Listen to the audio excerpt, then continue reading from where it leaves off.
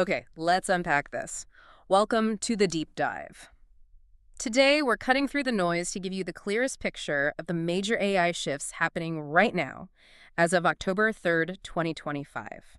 We've got sources covering everything from hot new consumer apps and, frankly, staggering valuations to, how this affects your job and some pretty serious risk. And we really have to kick off with these two huge kind of opposing headlines that just perfectly capture this moment. First, OpenAI. They just closed a secondary share sale, $6.6 billion, pushing their valuation to, get this, $500 billion. Half a trillion. Exactly, making them the most valuable private company in the world, push SpaceX down a notch. Mm-hmm. But then on the complete flip side, you've got Microsoft research confirming AI can now design novel toxic proteins. They're talking about a potential zero-day biological threat. It's urgent. Right. And it's that exact tension, massive financial ambition colliding head-on with, frankly, existential safety concerns that's shaping everything we're seeing. It feels like AI has definitely graduated from, cool side projects. Oh, absolutely. Yeah. It's moved way past the pilot phase. Yeah. We're seeing it embed itself into critical infrastructure, global systems, our daily routines. It's not just experiments anymore. These are multi-trillion-dollar bets. And the risks are, well, potentially civilization level. Okay, so let's start where most people are bumping into this tech first, the consumer apps. That's where the initial buzz and maybe the money starts. OpenAI's Sora, the video generator, had a really strong debut. Yeah, incredibly strong, especially considering it was invite-only at launch. It jumped straight to number 3 on the U.S. App Store charts. Wow. And the numbers back it up. 164,000 installs in just the first 2 days. It actually tied xAI's Grok for day 1 installs. And maybe more importantly, it beat the launch numbers for both Claude and Microsoft's Copilot apps on iOS. So that suggests people are really hungry for AI video, maybe even more than the chatbots?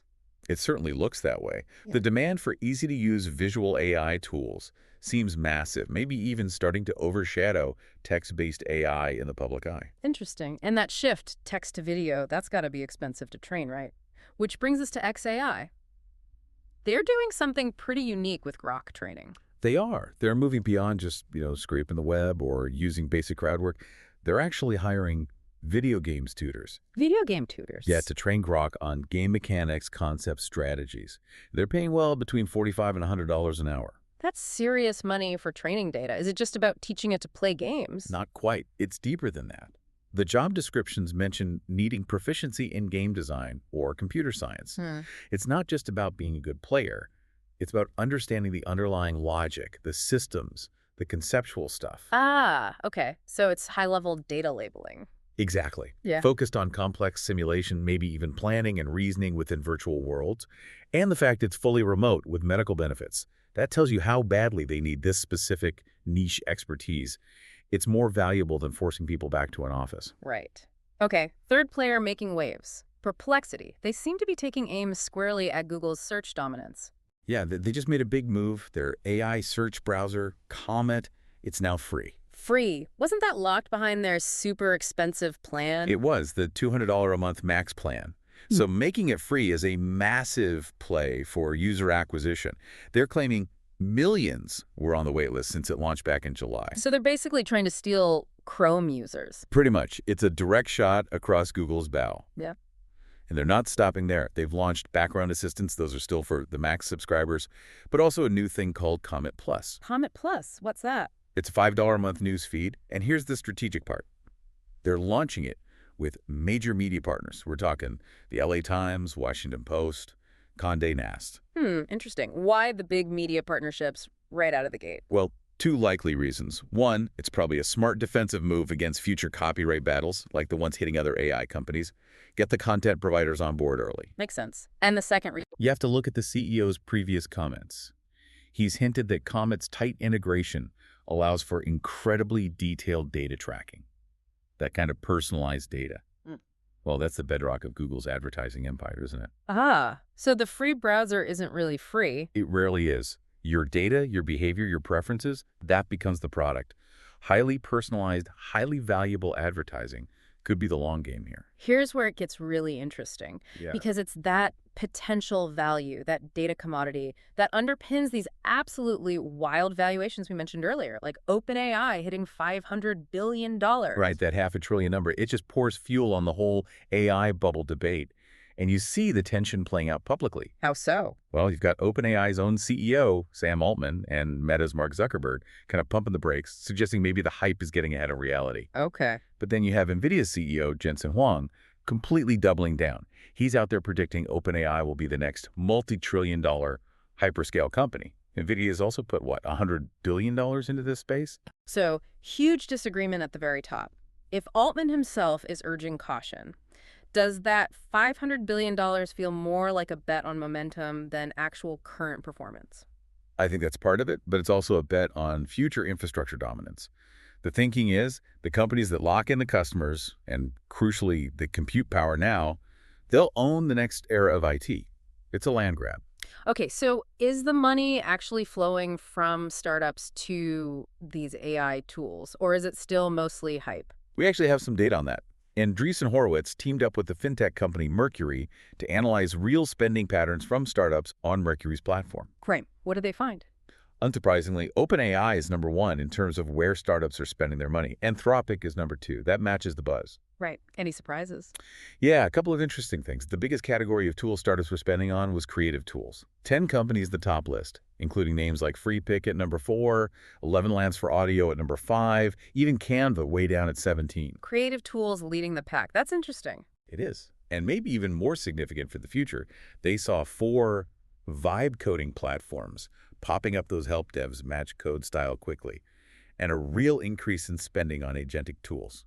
Agentic tools, those are the ones that can do multi-step tasks on their own, right? Exactly. Things are moving beyond just generating text or images. The spending shows these agentic tools are starting to be used in actual production workflows inside companies, handling complex tasks. That's a big step towards real automation. And none of this happens without the raw computing power, the GPUs. You mentioned compute lock-in. Precisely. And that's creating this boom for companies acting as middlemen. Take SF Compute, for example. They basically connect companies that need massive GPU power with the vendors who own the GPU clusters, securing long-term rental agreements, what they call offtake. And how are they doing? Their revenue has apparently grown 13 times since July. Customers are spending millions a month just to secure access to compute through them. 13 times. Wow. Yeah, it shows the desperation. But it all raises a flag.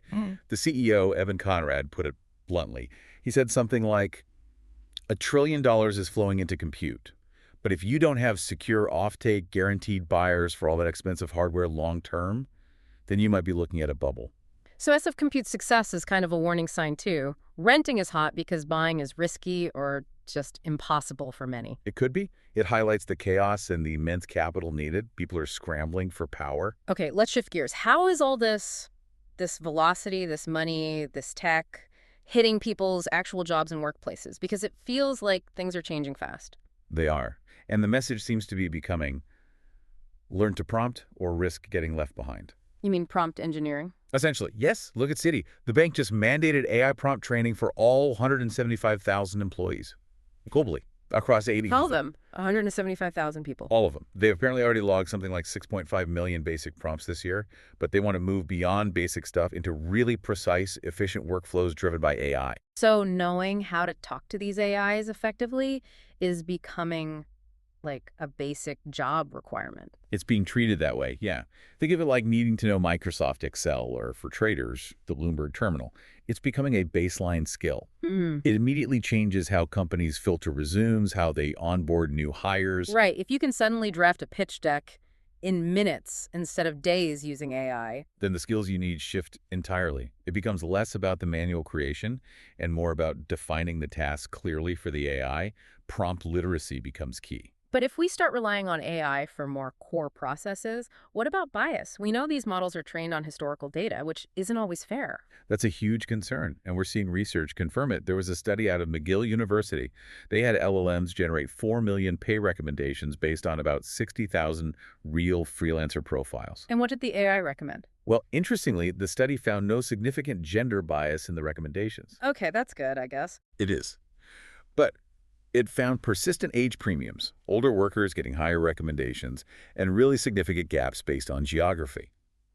Just having a U.S. location tag could instantly double the recommended pay rate compared to someone with similar skills elsewhere. Doubled just based on location. Yeah, purely reflecting the historical salary disparities baked into the data the LLM was trained on. So the AI just learns our existing biases. Exactly. It reflects the messy human history, as the researchers put it.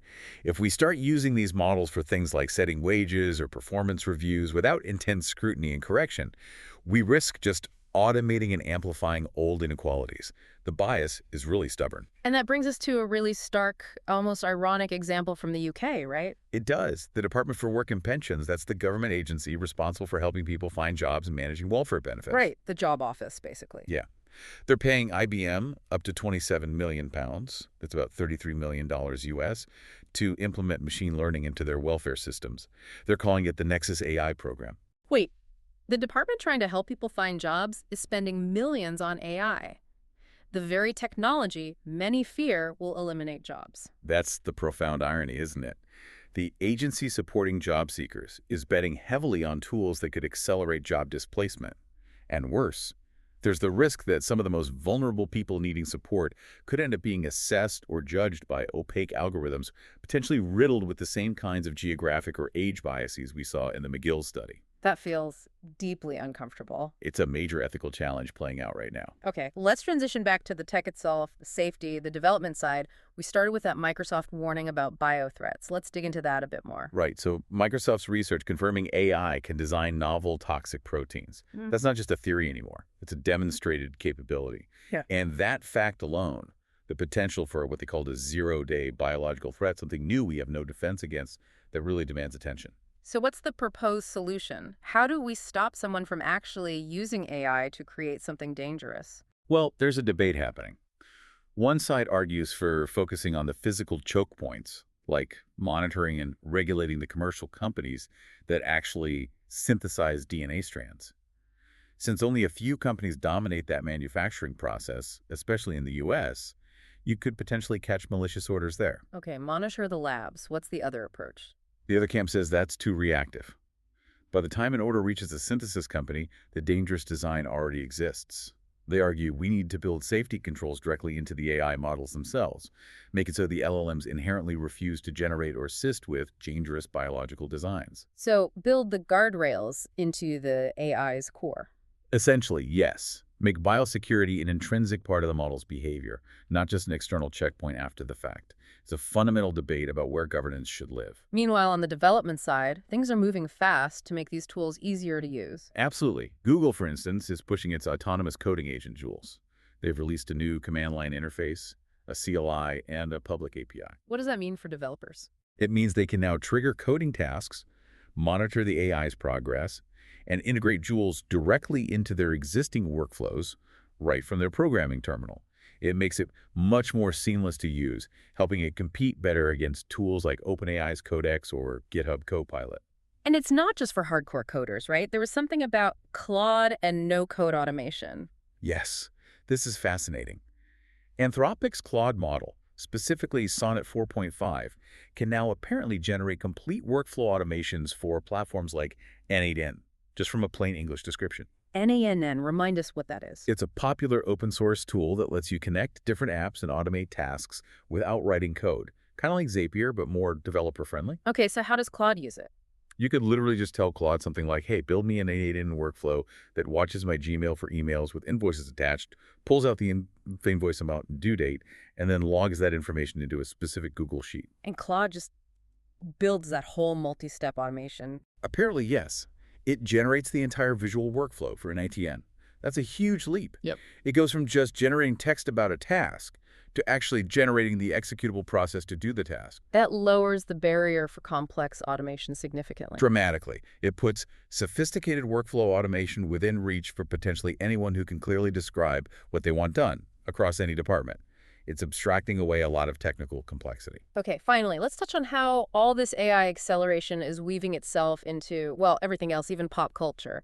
The Taylor Swift example was interesting.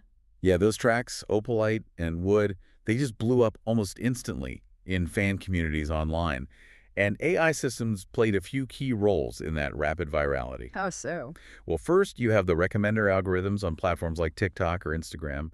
They quickly identify clusters of Swift fans and people with similar tastes, then aggressively push short, high-engagement clips, maybe a specific lyric or emotional moment to them, triggering rapid sharing and commenting. Okay, so the recommendation engines amplify it. What else? Second, the underlying large language models are crucial for speed.